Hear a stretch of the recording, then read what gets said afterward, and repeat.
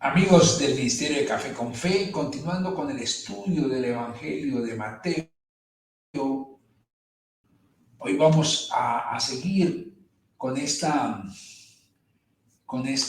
estudio especial sobre la prédica que dio el profeta Juan el Bautista en Mateo capítulo 3. Vamos a seguir escudriñando esa palabra tan importante. Nos dice el tratadista Moore, teólogo, señala muy interesante y certeramente que con la única excepción de las dos palabras entre paréntesis, la definición de arrepentimiento de la Confesión de Westminster sería totalmente aceptable para un judío.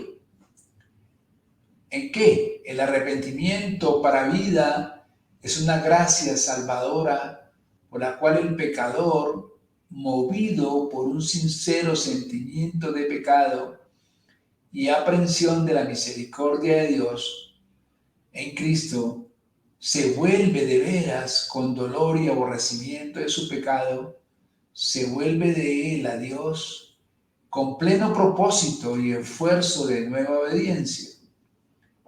Una y otra vez la Biblia habla de este volver la espalda al pecado y este volverse hacia Dios. Ezequiel lo expresa diciendo: vivo yo, dice el Señor Dios, que no quiero la muerte del impío, sino que se vuelva el impío de su camino y que viva. Volveos de vuestros malos caminos. ¿Por qué habéis de morir, casa de Israel? Eso dice Ezequiel, capítulo 33, versículo 11. O Jeremías lo expresa de la siguiente manera: conviérteme y seré convertido, porque tú eres el Señor mi Dios. En Jeremías 31, 18. Y el profeta Oseas dice: vuelve Israel al Señor tu Dios. Llevad con vosotros palabras de súplica, volved al Señor. Eso dice Oseas 14:1 y siguientes. En todo esto se ve claramente que en el judaísmo el arrepentimiento incluye una demanda ética.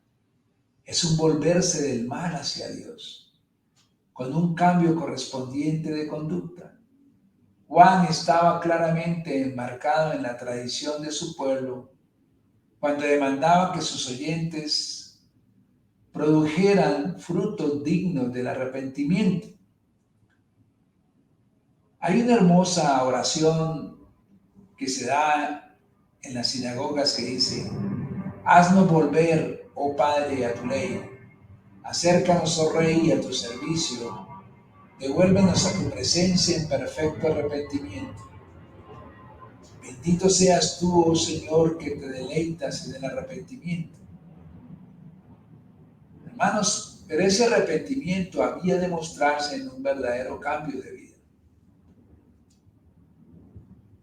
Un rabino, comentando lo de Jonás, capítulo 3, versículo 10, escribió: hermanos, no se dice de los ninivitas que Dios vio su cilicio y su ayuno, sino que Dios vio sus obras, que se volvieron de su mal camino.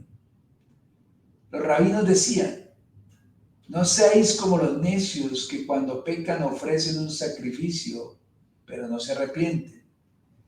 Si uno dice pecare y me arrepentiré, pecare y me arrepentiré, no se le permite arrepentirse. Ellos consideraban que había una lista de 5 pecados imperdonables que incluía los que pecan para arrepentirse y los que se arrepienten mucho pero siempre vuelven a pecar. Ellos decían: si uno tiene una cosa inmunda en las manos, aunque se la lave en todos los mares del mundo, nunca será limpio. Pero si arroja la cosa inmunda, le bastará con un poquito de agua para limpiarse, ¿verdad? Los maestros judíos hablaban de lo que llamaban las 9 normas de arrepentimiento.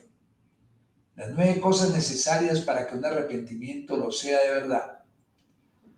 Las encontraron en la serie de mandamientos de Isaías, capítulo 1, versículo 16, que dice: lavaos y limpiaos, quitad la iniquidad de vuestras obras delante de mis ojos.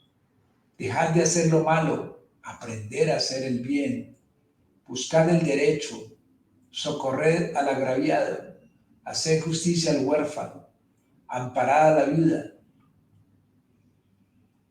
En el libro eclesiástico, que es un libro de los llamados deuterocanónicos o apócrifos, ahí Ben Sirá escribe: no digáis, pequé y qué fatiga me ha venido, porque el Señor es paciente, no te dejará.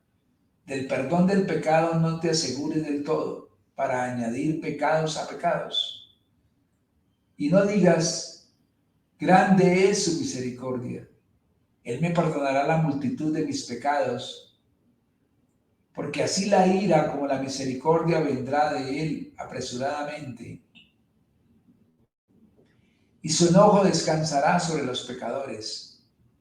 No tardes de volverte al Señor, ni lo dilates de día en día. Eso dice el libro eclesiástico en 5:4-8. Y en otro lugar también dice: el que se lava por haber tocado a un muerto y otra vez lo toca, ¿de qué le sirve su lavatorio? Así el hombre que ayuda por sus pecados y va otra vez a cometer los mismos, ¿quién oirá sus oraciones? ¿O de qué le sirvió su afligirse? Eso lo dice también en Eclesiástico 34, del 29 al 30. No son libros como Eclesiástico, es un libro que está en la Biblia católica, no está en la Biblia cristiana, pero son libros que apoyan y nos sirve para entender cómo veían los judíos el arrepentimiento. Los judíos mantenían que el verdadero arrepentimiento se manifiesta no en un mero dolor sentimental, sino un verdadero cambio de vida, y los cristianos lo mismo. Los judíos mantenían que el verdadero arrepentimiento produce frutos que demuestren su autenticidad, y también los cristianos. Pero los judíos tenían todavía más cosas que decir acerca del arrepentimiento, y debemos pasar a considerarlas. En la próxima ocasión vamos a hablar seguimos hablando de este mensaje que fue tan importante porque preparó el camino para la llegada del Señor, de Juan el Bautista. Hermanos, el arrepentimiento es vital en la vida del cristiano, porque sin arrepentimiento usted no puede aceptar a Jesucristo como Señor y Salvador, porque es necesario primero tener un verdadero arrepentimiento, confesar nuestros pecados delante de Dios, y ahí sí pasamos a hacer la oración de aceptar a Jesucristo como Señor y Salvador de nuestra vida, y tenemos la salvación, somos sellados con el Espíritu Santo en nuestra vida. Bueno, pero mañana seguiremos comentando más del tema. Bueno, cuídense mucho, Dios los bendiga, hasta una nueva oportunidad.